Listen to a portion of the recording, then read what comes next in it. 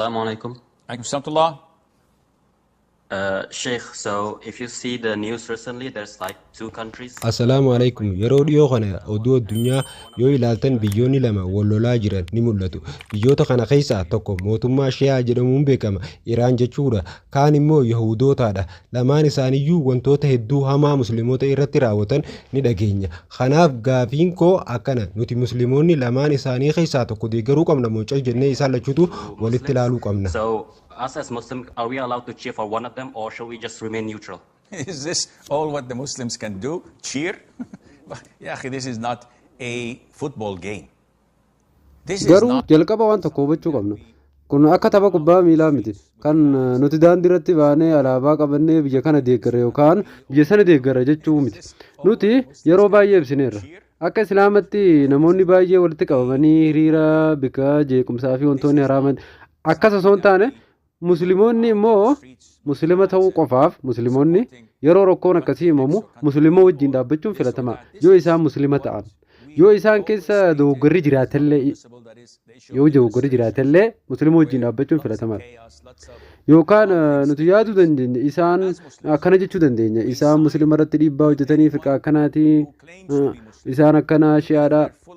Ta'us muslima ta'uu isaanii irraa kan ka'e isaan wajjin dhaabbachuu caala. Isaan cinaa dhaabbachuun muslima ta'uu isaanii isaan cinaa dhaabbachuuf muslima ta'uun isaanii qofti gaadha. Firqaa barbaada yoo ta'anillee sababiin isaa immoo inni biraa kan ifatti namoota nagaa isaan warri Yahudoota namoota nagaa dubartoota daa'imaa fi hawaasa nagaa ajjeesaa jiru.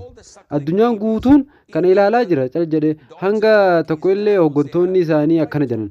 Hanga hooggantoonni isaanii bahanii ifatti daa'imman hunda balleessuu barbaadnaa daa'imman harma hoosisanillee bineensa isaaniillee saree fi harree hunda balleessuu barbaadnaa jedhan.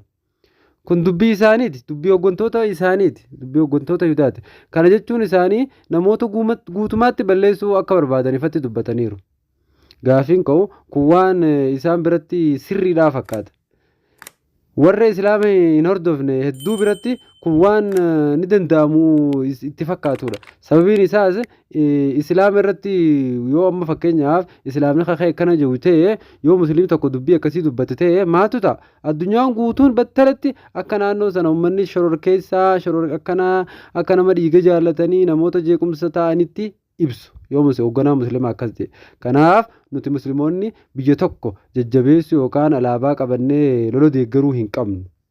Garuu wantoota ilaalchisee murtii kanneen wanta dhugaa arginu irratti wanta dhugaa arginu yoo falmine rakkoo hin qabu. Akka Islaamatti immoo yeroo biyyoonni lama walitti bu'an biyya musliimaa dogoggora qabu illee yoo ta'e biyya musliimaa hin taane irra caalatti biyyuma musliimaa san deeggaruutu filatamaadha.